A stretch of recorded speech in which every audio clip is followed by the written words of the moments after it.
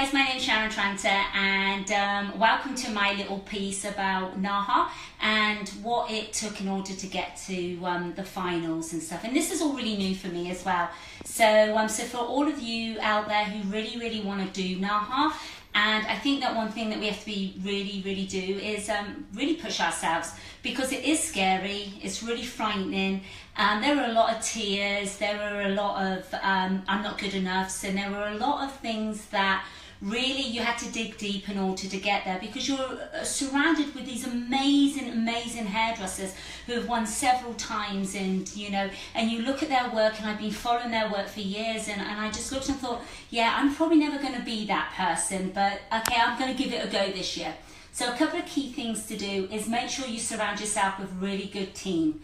So I worked with Damien Carney, he was the North American creative director for Schwarzkopf Professional, which was not only inspiring from the sense of the photography part, because that's what he did, but really coaching and helping me and holding my hand.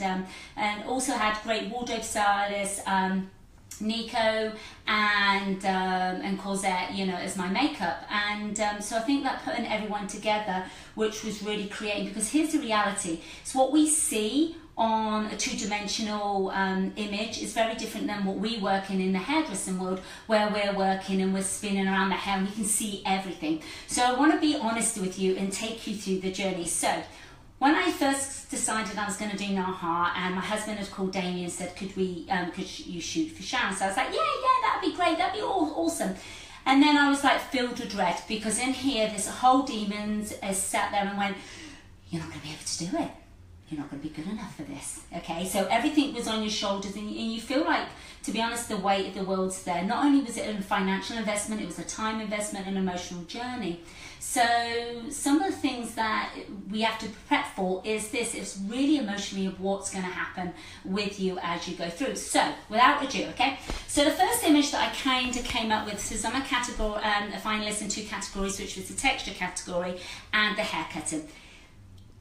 I wasn't going to enter either of those. I was actually going to enter avant-garde, because I thought, yeah, I got this going on.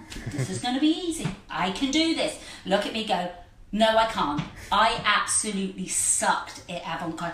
Everything that I created, so I spent this whole morning, about 8 hours, creating this amazing masterpiece. And it was these pom-poms, and I got like all this false hair, and I put them together, made pom-poms, and I put it all over the head. And when I stood back and looked and I created, it looked like this, because I threw it away, so I didn't keep it. It looked a cross between a shark's fin and something Martha Stewart would have baked. That's literally what that looked. So I then set it against these amazing looks. Like, this is from 1997, from a lady called Lisa Carlson, I think, or something like that, but 1997. So these were some of the inspirations that I had for this and everything. So as you can see, that's what I first did.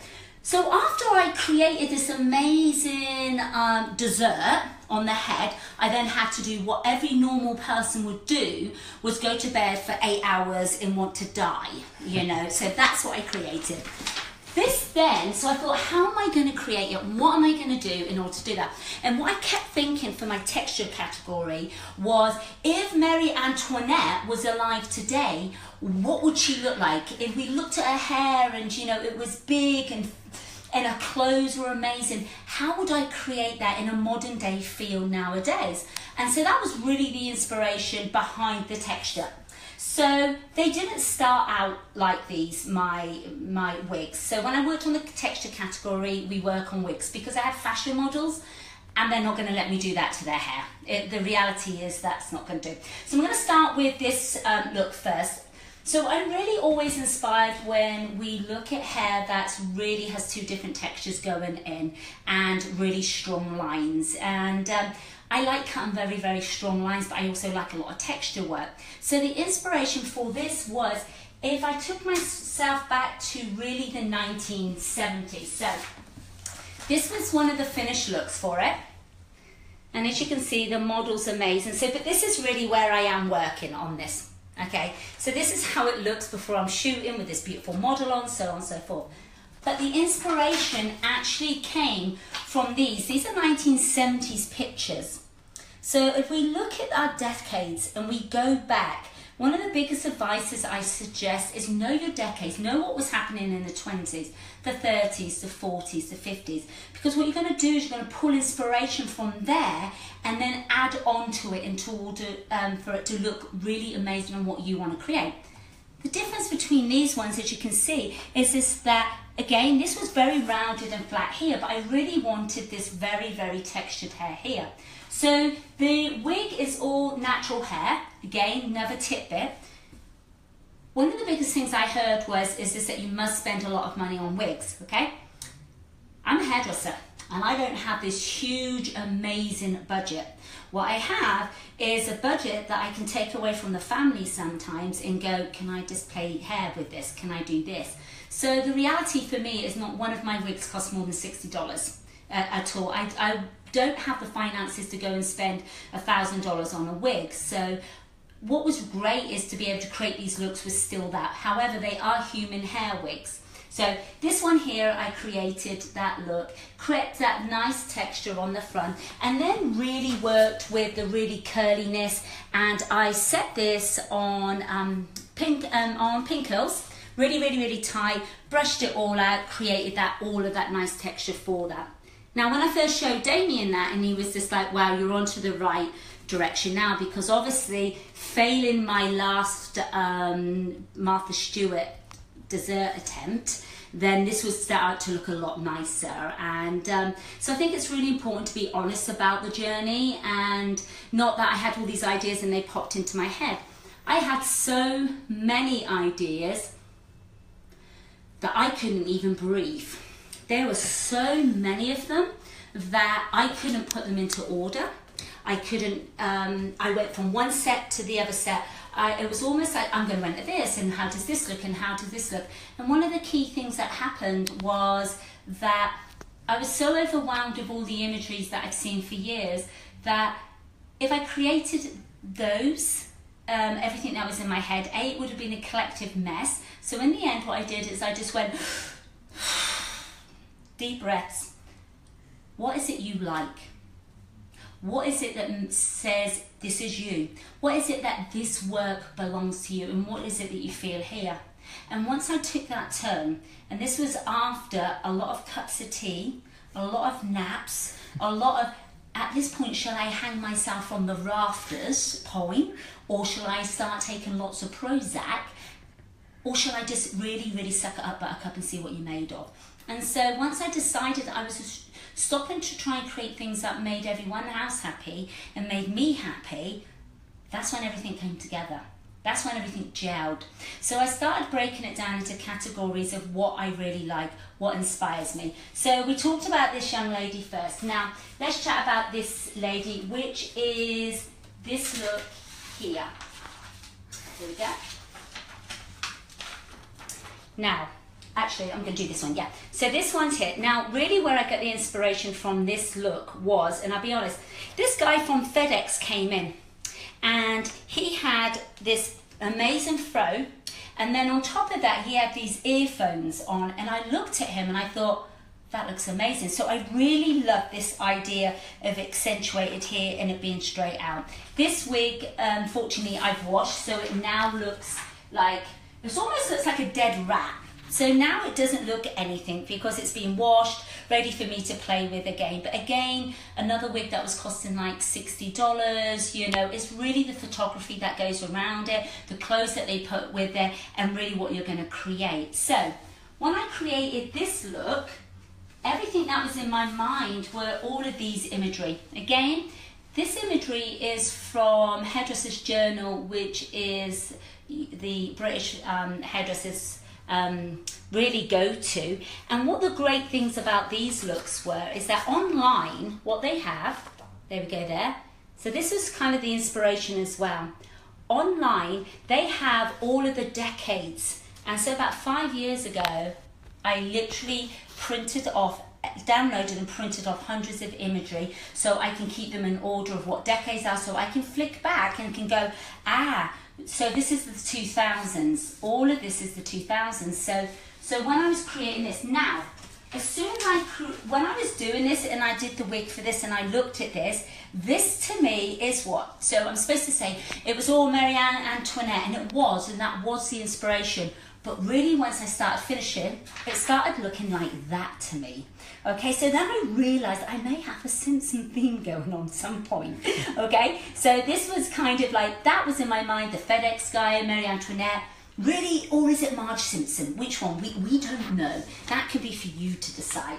So we did that look. Now, my third look, which was this look here, is for my texture look.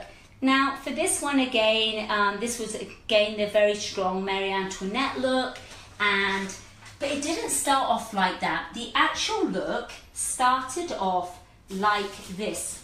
When I worked on this, now this again is a very inexpensive wig, and it was down to the waist, all the way to the waist. And what I did was I took every piece of section and I pushed it, everything up super, super tight, which left me all of this interesting texture.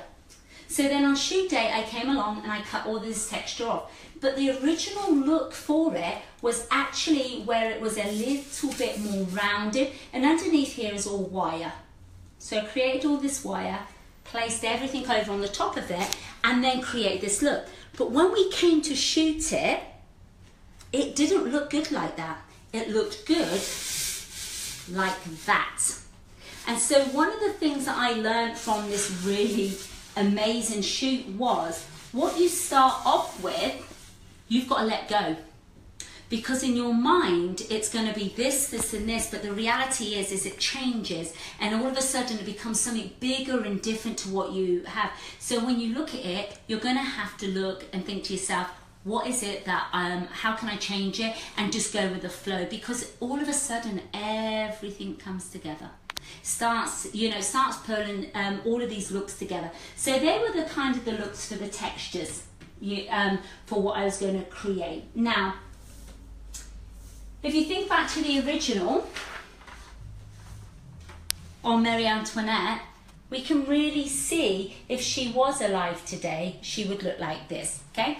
However, again, because I had this Simpson feel in my head as well that it kept looking like, now let's take a moment to really recognise how much this looks like Sideshow Bob from The Simpsons. So the whole time I'm doing it, the whole time I look, and all of Damien Carney, who's an amazing photographer, shooting all of this imagery, and it's doing like that, and I'm stood back and I'm going, oh my God, it's amazing, look at them, they're all amazing. And Nico's running up and getting all the costumes, and they're all brilliant, and I'm sitting there going, oh my God, it looks like Sideshow Bob. And I thought, I can't say anything, because at that stage they're going to think, God, you're insane, Sharon. So I think that sometimes that we really have to know what really inspires us, and it not being the same as everybody else. And so I think that our whole mind is made up of all of this amazing imagery that comes into us, and we start to dissect it to who we really are. And I think that we've seen such a trend recently of people being able to be themselves and a little bit more quirky and a little bit stranger. So that's why I wanted to show you behind the scenes and show you actually what happened in order to create all of these looks. So this is a mood board I put together, but let's take a look at the mood board. So this was my haircutting inspiration of the haircuts. And so if we look again, this is from 1997 from the Avant-Garde, and that was a really, really kind of one that jumped out to me. I just loved all the texture. I'm really heavily into 70s, 80s, how we can take those looks and build upon them in order to make them modern today, like we've said. But let's take a look at these. So we've got, up on this section here, we've got 1970s. So this is one of my haircuts here. And we can see we've got that really carved out fringe, all of that texture. Again, the clothing from Nico was amazing. Just this, this little starfish here that matches all of these elements and all of this texture. But let's look at this haircut. Let's look at the curvature here. So as we look, we can see how I was able to take this from this section here, move it to this section there. And then, but then this then is 1970s going into 80s on this one, and this one's 1980s. So I liked all of this texture, but what I didn't like is the solidness of this these lines here. So we look at the solidness. I wanted something airier, but I liked that. I liked the disconnections with everything, and that was almost 2 haircuts. But then I like the curved fringe. So that's how I kind of break haircuts down. What is it I can take from each look, and how do I create this? So for our young lady, this model here, who's absolutely gorgeous Ethiopian girl with an amazing bone structure, again the same thing is that I really wanted these very, very textured fringes, but I really liked all of this texture. Again, this is very 80s, this is 90s, this is working on the 1970s again. So I wanted to elaborate and put them in so the whole looks between them all, and what is the correlation between them. 2 things become the correlation. Is the photography joins it all together. The clothes join it all together along with the concept of the hair. So the whole idea was to be very organic with the movement. So everything's movable. It's organic. We've got the same colouring tones from here as we've got on there. So there's my connection. When we came down to this section here, again, this one here is early 90s. But if we look at it, we can see that this fringe was really short, which was very similar to my fringe up here. And then on this time, but look at the difference. So instead of going long, short here, I went long on this direction. But I really liked, again, this. Again, same thing. This is 80, so look at how solid the lines are on the back. I wanted something that was more 90s, or that could be wearable today, that was a little bit more organic. So if we look at how we build up all of these looks, like I said earlier, if you look at all of some of my photographs of where I get my inspiration from, it's not about copying somebody else's work. What it's about is creating your own work, your own imagery, but not being frightened to showcase it. So when I put all of the wigs together for the texture as well, I literally stood there and went, oh my God, that everyone's going to think they're awful. They are going to think it is Sideshow Bob. They're going to think this and they're going to think that. And then you go to bed and then you go, oh my God. And then you look at it the next day and you're still thinking to yourself, it's never good enough. You're not good enough. It's never good enough.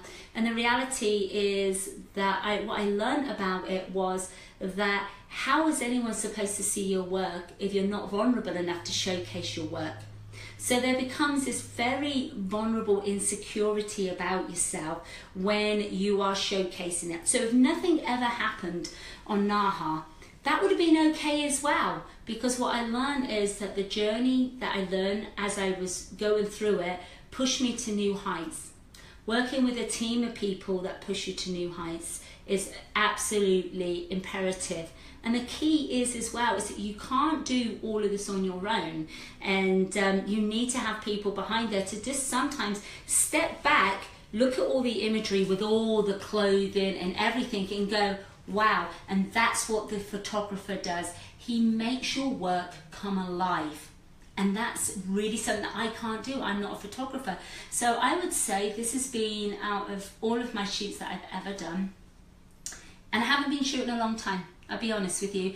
I probably did maybe 3 photo shoots like 10 years ago. I started about 2 years ago practicing. The first 6 shoots that literally were just horrendous, I couldn't use them and they got binned. So all of that time went into that.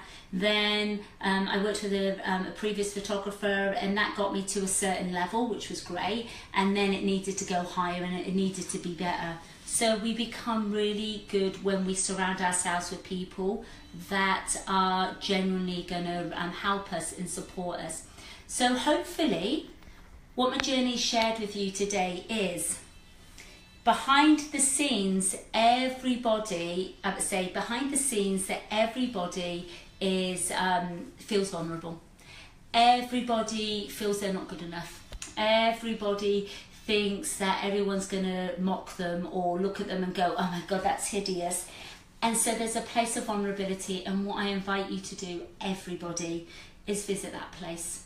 And because from it, what's going to happen is that either great things are going to happen, or you might have a breakdown and have to go to a psychiatric unit, but after that you'll learn what your triggers are. So I think that's really, really crucial. Get yourself a really, really good team around you. Believe in yourself and believe in it's okay not to get there, and it's okay. So as we go on, and the award ceremony is July 9th, and I'm not going to lie, I would love to win NAHA. I mean, that would be amazing for me, okay? However, I'd already achieved much more than I ever thought that I was capable of. By being that vulnerable and allowing people to help me as well, and for me to put my trust into people's work and really work on these collections and showcase who I am as kind of this weird little quirky person, and it was really, really important. So my next invitation for every one of you is, please believe in yourself just a little bit. Take that step. Start working for photography. You don't need a huge budget to start with, but it is going to be an investment eventually. Start practicing. Start showcasing your work. Start working with people. People will help you. Nice people will help you. They will be able to guide you, showcase everything for you. So next time I see you, hopefully, NAHA, I'm going to be doing some takeovers for Short Shot Professional as well, and I'm super excited. But thank you for everyone who joined in, and thank you and good luck on your wonderful, wonderful journey. Again, I'm Sharon Tranter. Thanks for watching me. Take care now. Bye.